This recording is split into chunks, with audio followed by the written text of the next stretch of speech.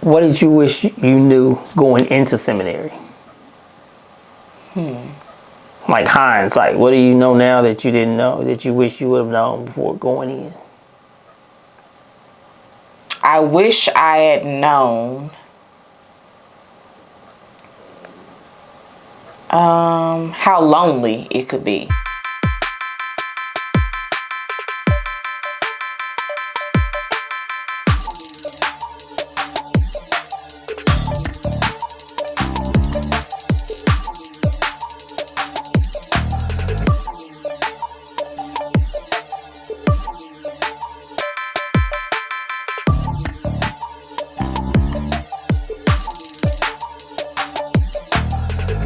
And I say that because it's not lonely in regards to you're by yourself, God has forsaken you, because we know that God has never forsaken us.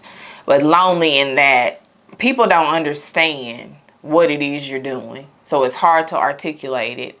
And then the long, grueling hours that you could be up, as with any program, that you could be up wrestling with the text or writing your paper or doing research or trying to study a language that you are not familiar, you're very unfamiliar with. If you have a family, both Ernest and I were in seminary at the same time, and we have a toddler at home with us. So us trying to toggle back and forth with parenting and being a student was very tiresome at times. And like I said, no one really knows what you're going through unless they're in seminary. And if you don't have, those that can really relate to you in seminary, then it makes the road a little more lonelier. And everyone's trying to get it. I mean, it's hard work. So it's not a lot of outside hanging out hours. You're either studying, writing, reading, at church serving your family. So that's what I wish I had known, that it was going to be lonely.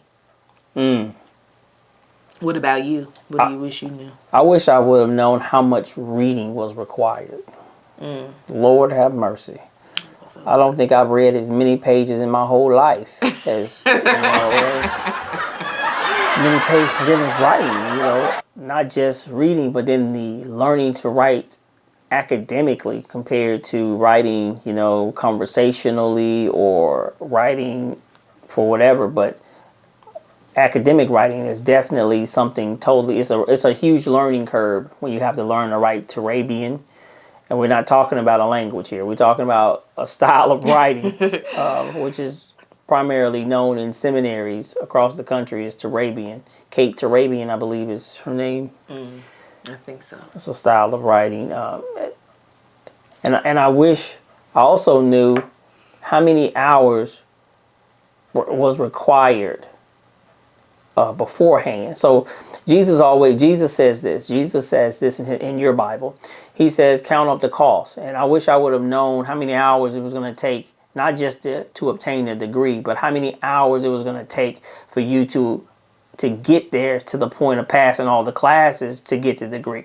And I think when you add up the cost of all of that, then it helps you make a better informed decision. Do I really want to take, because for some reason my professor seemed like they only thought I only took their class. Like they assigning all this reading. Like I don't have 3 other classes that I need to take. I got reading to do for them. So learning how to manage that.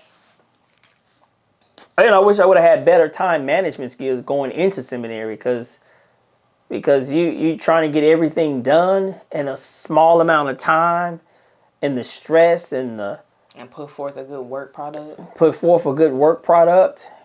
Yeah. Yeah. It was a lot. Yeah. and looking back at it, I probably would have did a Master's of Arts in something, so I could have got the 60 hours and then transferred into the PhD program. So therefore, I was really no need for a MDiv. But I was thinking MDiv because it's the Master of Divinity. It's the cornerstone of Christian ministry. So that's the main thing churches look for when they're looking for a pastor. It's the main thing people look for when they want you to do chaplaincy and all of it. So it's the cornerstone degree. So I was like, well, let me just go with that. and do that. But looking back at it, I could have got the PhD halfway done just with the amount of time I spent working on the MDiv. So that's what I wish I would have done differently going in. And being more focused, being more intentional about my reading. So not just reading the stuff to write the paper, but reading it and absorbing it for my life. Because I find myself now going back to those books and like, oh man, it's so good. But you really didn't have a lot of time to absorb it during your time in seminary. You just had to read enough of it to write a paper that's comprehensive, theologically sound, as well as exegetically accurate. So